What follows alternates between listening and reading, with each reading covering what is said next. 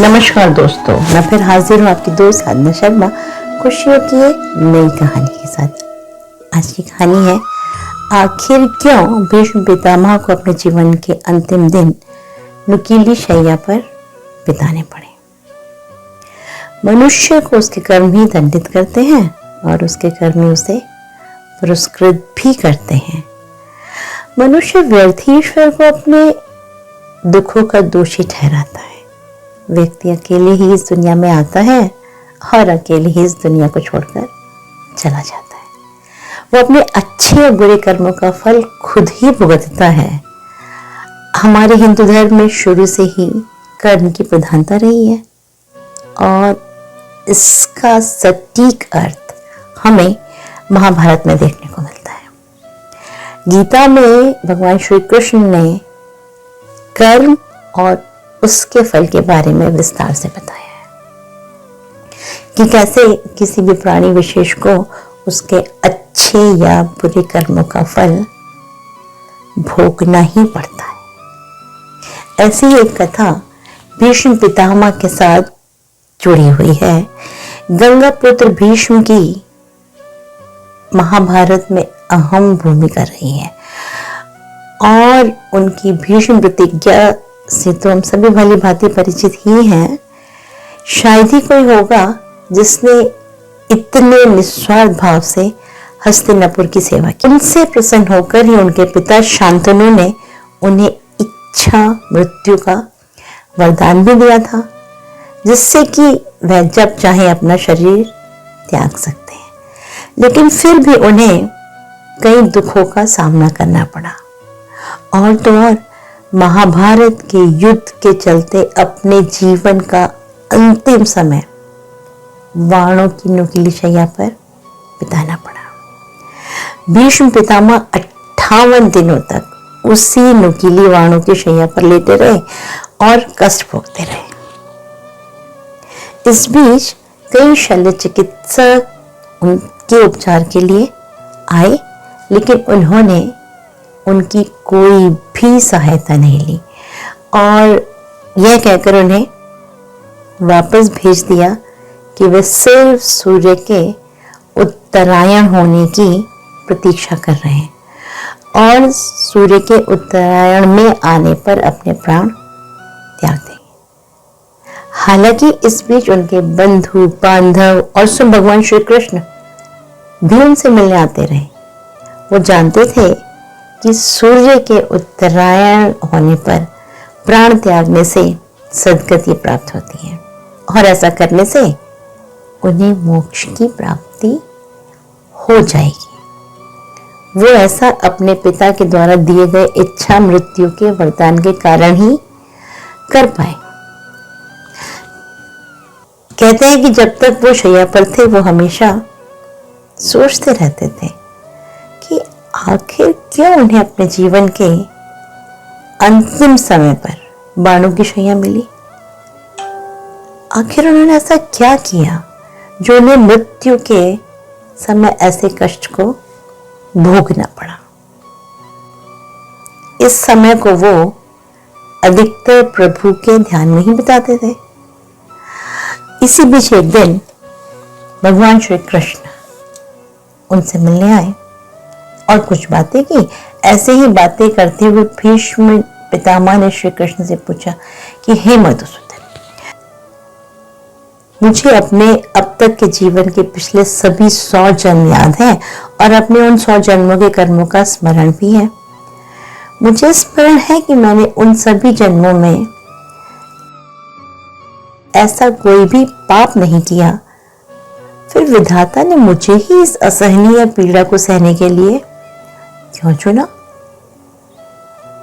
उनके इस सवाल पर श्री कृष्ण बोले कि हे पितामह, आपको अपने अब तक के सिर्फ 100 जन्म की ही याद है और अगर आप चाहते हैं तो मैं आपको उससे पहले के जन्मों के कर्म याद दिला सकता हूं, जिसकी वजह से आपको ये कष्ट भोगना पड़ रहा है। ऐसा सुनकर भीष्म पितामह को अत्यंत खुशी हुई, मानो उनकी किसी विशेष समस्या का समाधान मिल गया हो। व्याकुलता से श्री कृष्ण से कहा, हे मधुसूदन, कृपया करके इस बारे में बताएं और इस समस्या का निवारण करें। उनकी व्यथा सुनकर श्री कृष्ण ने उन्हें बताया कि 101 वर्ष पहले भी आपने एक राजवंश में जन्म लिया था। उस समय आप एक राजकुमार थे और आपको आखेट पर जाना बहुत अच्छा लगता था। आप आखेट करने की मंशा से एक वन से दूसरे वन यात्रा किया करते थे।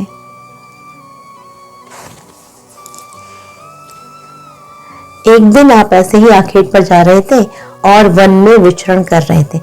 तभी एक करकटा पक्षी आपके रथ के सामने आ गया। आपने बिना सोचे समझे, बिना इधर उधर देखे उसको उठाकर किनारे पर रख दिया।